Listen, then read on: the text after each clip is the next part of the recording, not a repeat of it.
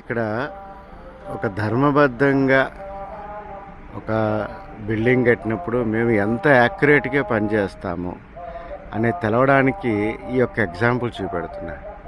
మీరు ఎగ్జాక్ట్గా ఎదురుగా ఒక పిల్లర్ మాత్రమే కనపడుతుంది, నిశ్చితంగా గమనించండి. కానీ వాస్తవంగా అది ఎంత యాక్యురేట్గా చేసామంటే అది యాక్చువల్గా అక్కడ ఉన్న నిలువ వరుస స్తంభాలు. నడిచినప్పుడు చూసారా, ఎడం పక్క వచ్చాను. అదే రకంగా మళ్ళీ అలైన్మెంట్ నేను ఎగ్జాక్ట్గా ఒక పిల్లర్కి సరి చేశాను. మళ్ళా నేను రైట్ సైడ్కి తిరిగాను. అంటే నువ్వు ఎంత యాక్యురేట్గా కింద ఫుట్టింగ్స్ దగ్గర నుంచి బేస్మెంట్ వరకు వచ్చేటువంటి 5 దశలు ప్లస్ అక్కడి నుంచి స్లాబ్కి వెళ్ళే మిగతా 3 దశలు, 8 దశల్లో ఎంత యాక్యురేట్గా మార్కింగ్స్ వేస్తే మనం ఇది సాధించుంటాం. అంత యాక్యురేట్గా చేయాలి మిత్రులారా.